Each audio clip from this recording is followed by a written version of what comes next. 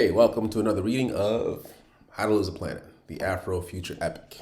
We're still in Chapter 2, and this is the second reading of Chapter 2.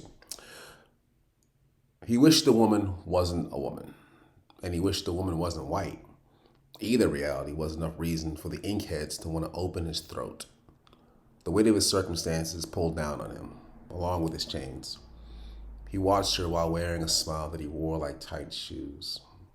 She had a flat, shiny forehead and a thin and straight nose that pointed to a jaw that was square and smooth. The drops of blue in her eyes distracted him from her arched eyebrows and the pronounced curves of her cheeks. He looked over his left shoulder to the unknown prison guard, dressed in a gray uniform. The guard's cap shielded most of his eyes, but not the birthmark under his right one, like smeared red mascara. His black and white beard spilled to his collarbone, interrupted by a circle of pale lips. The guard sat by the steel door and adjusted the black gloves he was wearing, which were also tasers. A plasma rifle, a forearm's length of striated black metal tipped with a 4-inch barrel of transparent steel, rested in his lap. Kato recognized the weapon as an older version of what he had trained with in the army. After the guard eyed him and cracked his knuckles, he turned forward to look at the woman. Her fingernails were coated with red aurora paint, which turned gold when one of her fingers moved and returned to red when the fingers stilled. Aurora paint was treated with synthetic sun exposure and produced the health benefits of sunshine within the bloodstream of its users. It was a common product for people who spent many hours indoors and reminded him of an inmate's failed lawsuit, which tried to compel the prison to provide aurora paint for inmates suffering from depression. "I'm Lacey Simmons," she said. "Are you Kato?" "Yeah. And thanks for doing your homework." Folk usually say Kato instead of Kato. She appeared to be studying his face. "How can I help you, Lacey Simmons?" "Did the warden not talk to you?" The warden barked. "Just want to know I understood him," he said.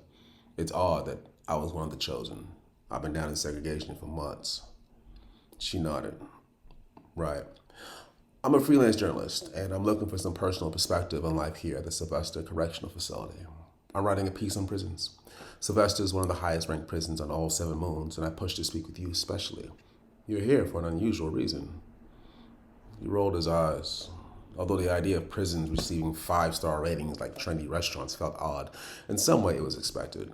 Meanwhile, inmates had nicknamed Sylvester the Dark Arena because of realities far from positive, and he grunted at hearing that his unusual conviction was why she wanted to speak with him. "Are you comfortable talking to me, Kato?" "Of course." He suspected his smile was unconvincing, but didn't care.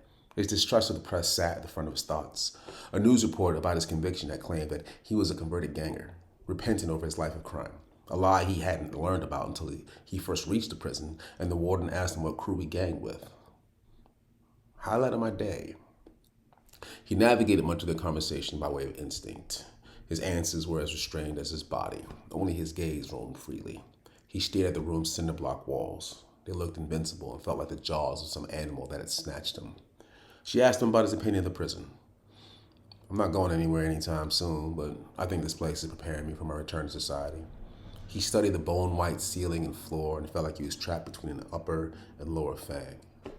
She asked him about the food. "Not bad, actually. And I should know, my parents were cooks." He noticed that the bars on the door and the windows looked like rib cages. She asked him about the guards. "They're all right." She kept asking questions, and he kept answering while thinking that the concrete and iron aesthetic of the prison was a sad testament to the space age, the great aspiration of the long-gone 20th century. The stars have been reached. The hover car, available. Normally called driving wheels up, never called a hover car, and a staple of every music video.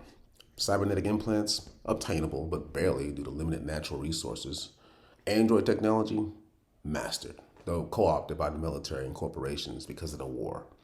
But prisons were still concrete and iron bellies, digesting its doomed. By some measure, the prison's design was gamemanship. In a world of airborne vehicles, an inmate could look at the walls and feel his life passing him by, feel how his choices have left him in the Stone Age. The iron's rust reminded the inmate how prison aged his body. Rust on bars was white in hair, was gray in vision, was brown on teeth.